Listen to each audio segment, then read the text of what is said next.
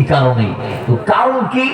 কারণ হচ্ছে আল্লাহ সুবহানাহু ওয়া তাআলা খুদ কুরআনুল কারীমে সূরা শুরা 23 নং আয়াতে আল্লাহ পাক এলান দিয়েছেন, হে দুনিয়া, সূরা শুরা 35 নং আয়াতে আল্লাহ এলান দিয়েছে, দুনিয়ার মানুষ তোমরা আল্লাহর জমিনে যাওয়ার পরে দয়াল নবীর নাতি পরিবার বর্গের ভিতরে যারা পর্বতে আছে ওই নবীর পরিবার পরিজনদের সদস্যদেরকে তোমরা নিজ জানের চেয়ে বেশি ভালোবাসো। জোরে বলেন সুবহানাল্লাহ। এজন্য আমরা ময়দানে কারবালার সেই মওলা হুসাইন রাদিয়াল্লাহু তাআলাকে ভালোবাসবো। কেন ভালোবাসবো? দেখেন বাবারা আমার, আল্লাহ বলছেন কুল্লা সালকুম আলাইহি আজরান, ইয়া রাসূলুল্লাহ আপনি বলে দিন, ও দয়াল নবী রাহমাতাল লিল আলামিন, আপনার নূরানি জবান দিয়ে আপনি বলে দিন, লা সালকুম আলাইহি আজরান, রাসূল আপনি কোন বিনিময় চান না, তা বলে দিন। রাসূল ডাক দিয়ে বলছেন, লা সালকুম আলাইহি আজরান, আমি কোন বিনিময় চাই না, আল্লাহ আমাকে চাইতে নিষেধ করেছেন। আল্লাহ নবী রাহমাতাল লিল আলামিন দয়াল নবী বিনিময় চাওয়ার যোগ্যতা রাখার পরেও, থাকার পরেও নবী বলছে আমি চাই না। তিনি কি করেছেন যদি প্রশ্ন করা হয়, কেন নবী বিনিময় চাইবেন? নবী আমাদের জন্য কি করেছেন? আমরা বলবো আমাদের শুরু থেকে শেষ পর্যন্ত এই কোরআন, এই হাদিস, এই আল্লাহর জমিনের সমস্ত নিয়ামত যত ইবাদত আছে সবগুলো আমরা পেয়েছি দয়াল নবী রাহমাতাল লিল আলামিনের সাদাকায়। জোরে বলেন সুবহানাল্লাহ। দয়াল নবী আমাদেরকে ইসলাম দেওয়ার জন্য গত দীর্ঘ 23 বছর দীক্ষা দিয়েছে। ও নবীর উম্মতেরা, ওই নবী রাহমাতাল লিল আলামিন কি কষ্ট করেছে জিজ্ঞেস করলো, উত্তর আসবে আমার নবী আমাদেরকে নামাজ শেখানোর জন্য খানে কাবার ওঠানে দাঁড়াইলেন। আল্লাহ নবী রাহমাতাল লিল আলামিনকে চারদিক থেকে ঘেরাও করা হলো। দয়াল নবী রাহমাতাল লিল আলামিনকে চারদিক থেকে ঘেরাও করে কাফেররা ওই আবু লাহাবের নেতৃত্বে, আবু জাহালের নেতৃত্বে দয়াল নবীর পিঠ মোবারকের উপর উটের বাড়াল তুলে দেয়া হয়েছে, উটের নাড়ি বুড়ি তুলে দেয়া হয়েছে।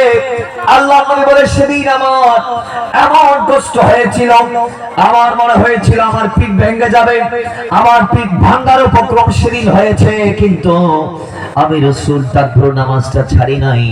ওরা আমার কন্যা ফাতিমা এসে যখন দেখেছে আমি রাসূলকে তারা উটের ভাড়াল তুলে দিয়ে কষ্ট দিচ্ছে, আমার সন্তান সহ্য করে নাই, আবু জাহালকে একটা ধাক্কা দিয়ে, লাহাবকে একটা ধাক্কা দিয়ে তিনি আমি নবীকে এসে আমার পিঠ থেকে উটের ভাড়ালটা নামিয়ে দিয়েছে। জোরে বলেন সুবহানাল্লাহ।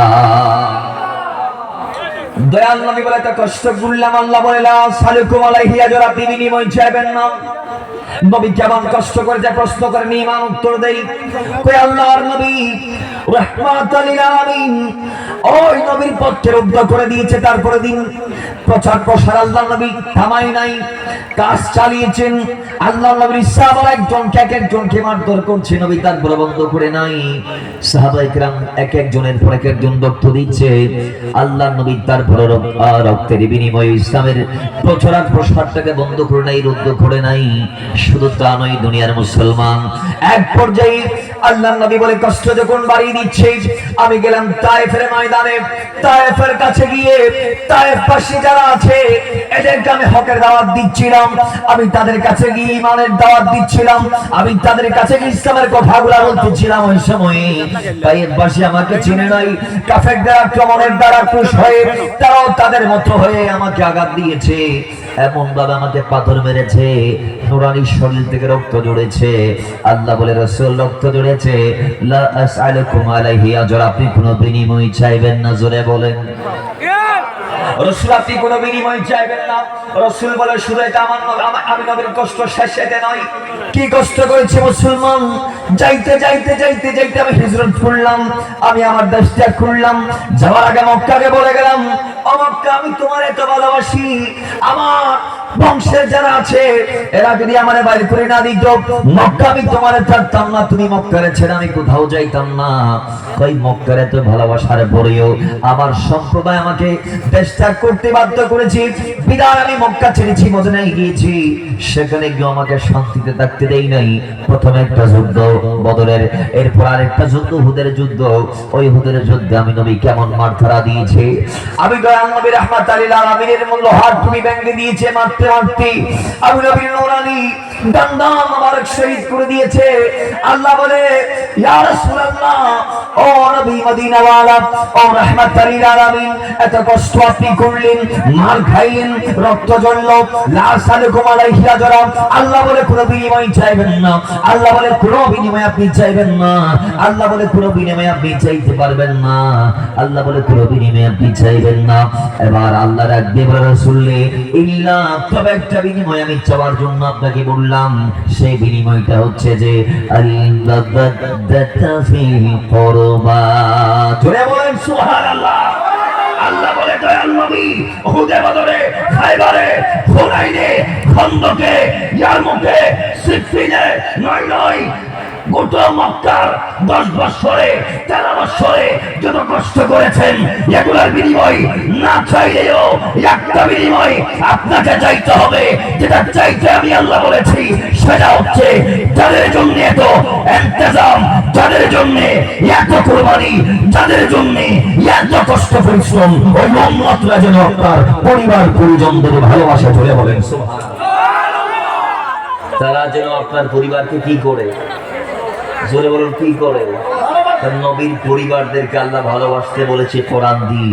এবার আসুন কারা নবীর পরিবারে? তো অনেকে আছে, নবীর আহলের ভিতর অনেকে আছে। কে নবীর পরিবার?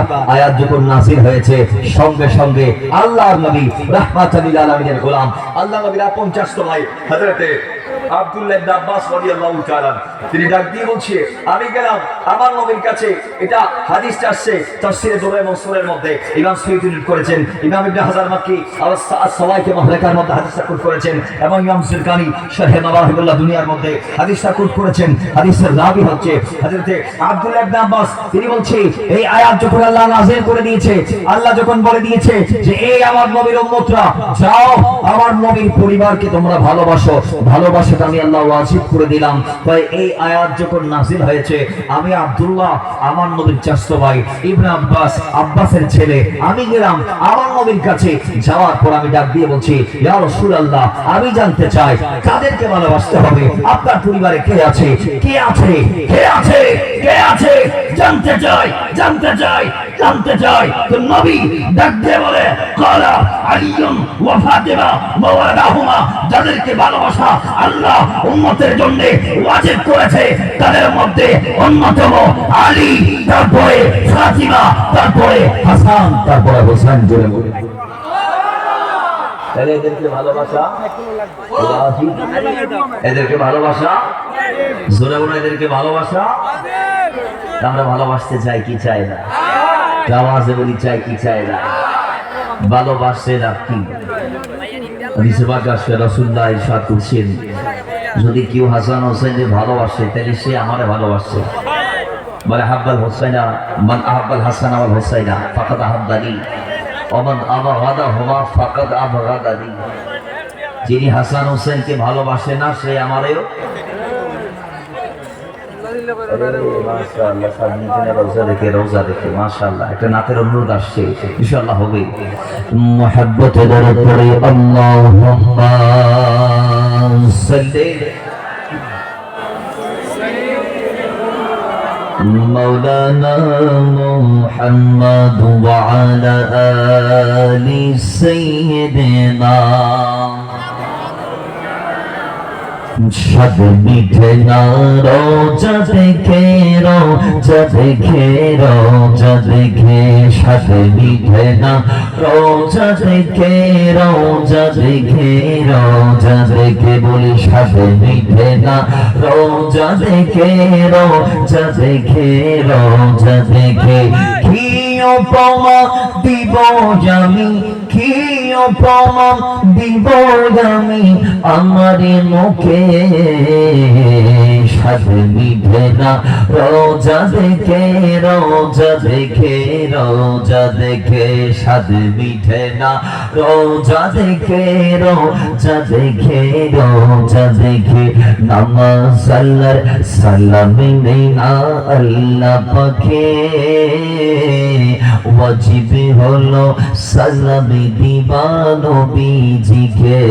কথা বলেন ঠিক না? নামাজ আল্লাহর সালাম নেই না আল্লাহ পাকে, ওয়াজিব হলো সালাম দিবা নবীজিকে। ওই নবীকে বাসিলে ভালো, নূরি নবীকে বাসিলে ভালো, তাকে বিশুকে স্বাদ মিঠে না রোজা দেখে, রোজা দেখে, রোজা দেখে স্বাদ মিঠে না রোজা দেখে, রোজা দেখে। নবীর গোলাম অল্প কোথায় বুঝে ফেলে, নবীর দিদার বাতিল ফিরকারি নাই কপালে। কোথা থেকে না? নবীর গোলাম অল্প কোথায় বুঝে ফেলে, নবীর দিদার বাতিল ফিরকারি নাই কপালে। গোলাম তাই নবীকে পাবে, সুন্নিরা তাই নবীকে পাবে, সুখে দুঃখে স্বাদ মিঠে না রোজা দেখে, রোজা দেখে, রোজা দেখে স্বাদ মিঠে না রোজা দেখে, রোজা দেখে, রোজা দেখে। কি উপমা দিব আমি, কি উপমা দিব আমি, আমার মুখে স্বাদ মিঠে না রোজা দেখে, রোজা দেখে, রোজা দেখে। আল্লাহুম্মা সাল্লি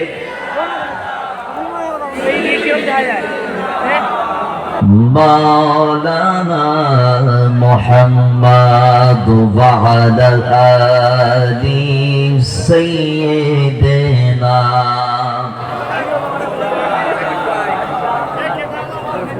আমার ভাইরা, ওই মাওলা হুসাইনের ব্যাপারে নবী ডাক দিয়ে বলে, এক দুনিয়ার মানুষ যাই বান্দা আমি দয়াল নবীর নামাজ হুসাইনকে ভালোবাসে, সে আমি নবীকে ভালোবাসে। আর যে বান্দা হুসাইনকে ভালোবাসে না, সেই আমি নবীকে ভালোবাসে না। ও দয়াল নবীর উম্মত, হযরত আমির মুয়াবিয়া রাদিয়াল্লাহু তাআলা দুনিয়ার জমিন থেকে যাওয়ার পরকালে আপন সন্তানদের ডাক দিয়ে বলে, ও যে আল্লাহর নবী বলেছে আমার সন্তান ইয়াজিদ আল্লাহর নবীর বাণী শোনো। নবী বলেছে আল্লাহর নবীর নওয়াজ হুসাইনকে ভালোবাসলে আল্লাহর নবীর ভালোবাসা হয়ে যাবে। কেউ যদি হুসাইনকে ভালোবাসে সেজন্য আমার নবীরে ভালোবেসেছে। আল্লাহর নবীর নাতিরে ভালোবাসা মানে নবীরে ভালোবাসা। সুতরাং আমি তোমারে বলে দিলাম, তুমি যখন আমার ইন্তেকালের পরে মসনদের মধ্যে বসবা, খবরদার আহলে বাইতের প্রতি জুলুম করবা না, বেবিচার করবা না, বেইনসাফ করবা না, তাদের উপর স্বৈরাচার হবে না, তাদের উপর তুমি জুলুম করবা না, অত্যাচার করবা না, এদের বিরুদ্ধে যাবা না, এদের পক্ষেই থাকবা। গোটা দুনিয়াও যদি তোমাকে দিয়ে দেই তারপর তুমি তাদের বিরুদ্ধে যাইবা না। আমি বাবা তোমারে বলে দিলাম, এই সন্তান ইয়াজিদ আমি জানি আমি মুয়াবিয়া যখন জমিন থেকে বিদায় নিয়ে যাব, গোটা মুসলিম জামানার যা আছে সবাই তোমারে মেনে নিবে। খবরদার কথায় বসে উল্টা পাল্টা করতে পারবে না। আমি তোমারে বলে দিলাম, ও দুনিয়ার মুসলমান, এবার হযরত আমির মুয়াবিয়া 60 হিজরিতে দুনিয়ার জমিন থেকে বিদায় নিয়ে চলে গেল। যাইতে দেরি ইয়াজিদ তার পর্দা ফাঁস করে দিল। ইয়াজিদ ডাক দিয়ে কই, গোটা দুনিয়ার মুসলমান, আমি একটা নির্দেশ দিলাম, আমি একটা প্রত্যাদেশ জারি করলাম। সেই প্রত্যাদেশটা হলো গোটা দুনিয়ার জমিনে যত মুসলমান আছো, আম খাস নির্বিশেষে, ধনী গরিব বুঝি না, গরিব বুঝি না, ধনী বুঝি না, ইমাম বুঝি না, আমি কাউরে বুঝি না, দুনিয়াতে যত মুসলমান আছো সবাই হয়ে আমারে মেনে নাও, আমার বশ্যতা স্বীকার করো, আমার হাতের উপর হাত দিয়ে বায়াত নিয়ে যাও। আর দুনিয়ার জমিনে যিনি আমার বিরুদ্ধে যাবে, আমি আল্লাহর জমিনে তারে রাখবো না, তারে কতল করে দিব। জোরে বলেন নাউজুবিল্লাহ। গোটা দুনিয়াতে যত গভর্নর আছে সবাইকে নির্দেশ দিয়েছে, এই দুনিয়ার গভর্নররা সবাইকে আমার নামের উপর বায়াত করাও, সবাই যেন আমাকে মেনে নেয় এই ব্যবস্থা করো। এবার গোটা দুনিয়াতে যখন পত্র দেয়া হয়েছে, ওই সময়ে মদিনার গভর্নর ছিল ওয়ালিদ ইবনে ওকাবা। ওয়ালিদ ইবনে ওকাবার হাতে চিঠি আসে ইয়াজিদ কর্তৃক, সেখানে লেখা আছে যে আমি ইয়াজিদ বলছি, আমার আব্বা হযরত আমির মুআবিয়া রাদিয়াল্লাহু তাআলা তিনি জমিন থেকে বিদায় নিয়েছে। ইন্না লিল্লাহি ওয়া ইন্না ইলাইহি রাজিউন। তিনি শেষ, তিনি নাই, তিনি জান্নাতে গেছে। তো আমি ইয়াজিদকে ক্ষমতা দিয়ে গেছে। আমার বাবা বলে দিয়েছে তার ইন্তেকালের পরে তার মসনদ আমি বসবো। আমার বাবা বলে দিয়ে গেছে তার ইন্তেকালের পরে আমি গোটা মুসলিম উম্মার অভিভাবক হব। সেই সুবাদে আমি ইয়াজিদ বলছি, সবাই আমার বশ্যতা স্বীকার করো, আমার দাবেদারি করো। আমি বলছি সবাই আমার নামের উপর বায়াত নাও। হে গভর্নররা, কেউ যদি উল্টাপাল্টা করে তার ছাড় দেওয়ার দরকার নেই, তার দুনিয়া থেকে বিদায় করো। বিশেষ করে মদিনার গভর্নর যিনি ওয়ালিদ ইবনে ওকাবা, তাকে বলছে ইয়াজিদ, কয় আমার নবীর পরিবারের যারা যারা আছে আগে সবাইরে ডাকো। জোরে বলেন নাউজুবিল্লাহ। আগে সবাইরে ডাকো, ডাকিয়ে আমার নামের উপর বায়াত নাও। তো এই পত্র যখন, কঠিন একটা পত্র যখন আসছে, তখন হযরতে ওয়ালিদ ইবনে ওকাবা রাদিয়াল্লাহু তাআলা তিনি বলছেন, এত বড় সিদ্ধান্তে যাওয়া আমার পক্ষে সম্ভব হবে না। আমি একটা কাজ করলাম, আমি মরওয়ানকে ডাক দিলাম। মরওয়ান ইবনে হাকাম এসেছে, আসার পর ওয়ালিদ ইবনে ওকাবাকে ডাক দিয়ে কয়, হে ওয়ালিদ, চিন্তা কিসের? ইয়াজিদ তো বসে গেছে, তো আর বই করে লাভ কি? কয় তা এক্ষুনি হোসাইনকে ডাকো, হোসাইন যদি না মানে তাহলে তারা কতল করো। নাউজুবিল্লাহ। সাপ জবাব দিচ্ছে এই মুহূর্তে, কারে ডাকো? হোসাইনকে ডাকো, আব্দুল্লাহ ইবনে জুবাইরকে ডাকো, আব্দুল্লাহ ইবনে ওমরকে ডাকো, ডাকো ডাকো আনো। তারা যদি না মানে তাদের গলায় ছুরি বসাও, ছুরি চালাই দাও, জমিনে তাদেরকে রাখার দরকার নাই। নাউজুবিল্লাহি মিন যালিক।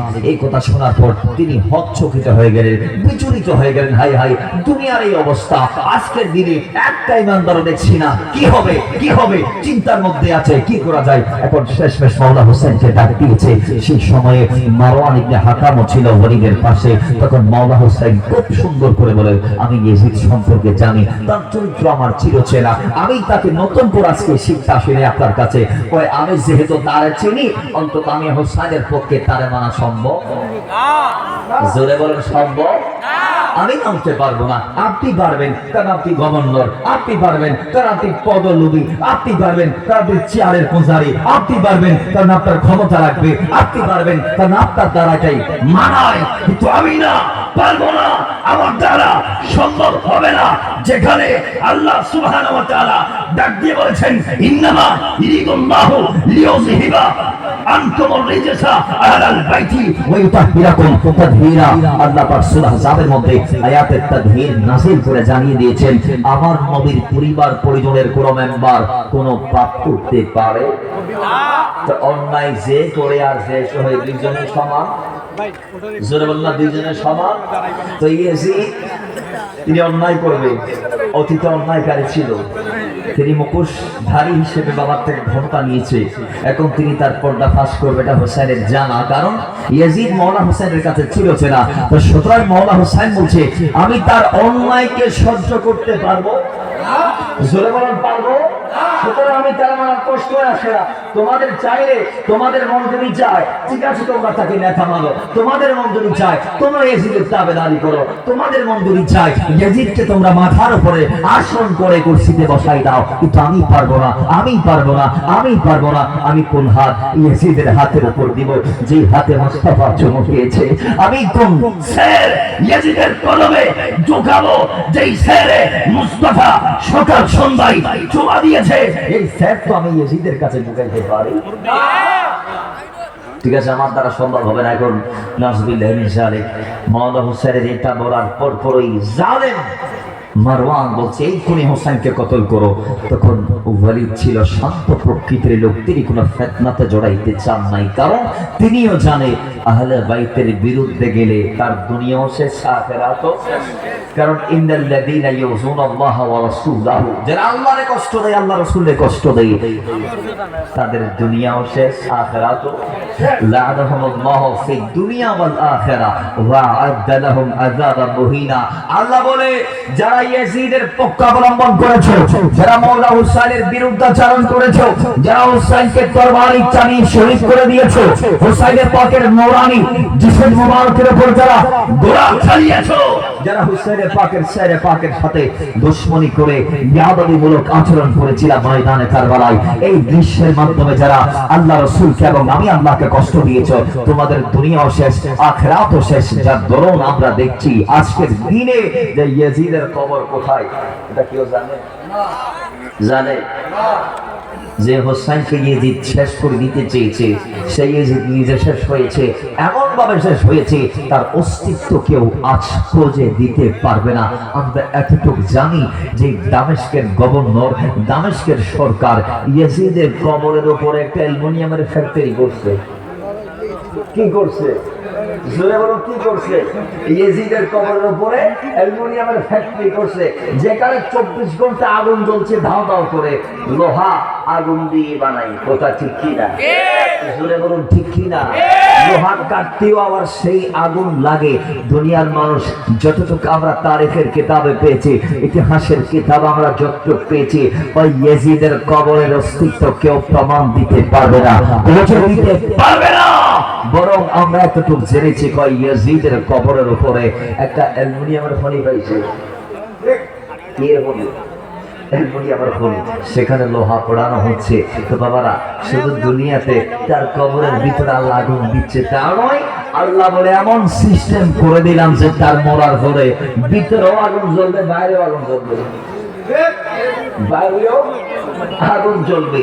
কারণ আল্লাহ বলেছে লা'নাহুমুল্লাহু ফিদ দুনিয়া ওয়াল আখিরা ওয়া আ'আদ্দা লাহুম আযাবান মুহিনা। আল্লাহর মায় একদম পাকাপোক্ত, যেখানে কোনো কমতি নাই, ঘাটতি নাই, যেখানে কোনো একদম হালকা ভাবার সুযোগ নাই। ও দুনিয়ার মানুষ, এই জন্য মাওলা হুসাইনকে যে ইয়াজিদ শেষ করতে চেয়েছে সে নিজেই শেষ হয়েছে। সেই মনে করেছে আমি হুসাইনকে দমন করতে পারলে, নিপীড়নের মাধ্যমে, নির্যাতনের মাধ্যমে, তাকে শহীদ করার মাধ্যমে তাকে যদি আমি স্থবির করে দিতে পারি, শেষ করে দিতে পারি, তাকে যদি আমি দুনিয়ার জমিন থেকে হালাক করে দিতে পারি, গোটা দুনিয়া মনে হয় আমার হস্তগত হয়ে যাবে, মনে হয় আমার বিরুদ্ধে বলার মতো আর কেউ সাহস দেখাবে না। কিন্তু আল্লাহ বলে তুই এক হোসাইনের বিরুদ্ধে চারণ করবি, আমি লক্ষ মায়ের ঘরে হোসাইন পাঠাইয়া দিব।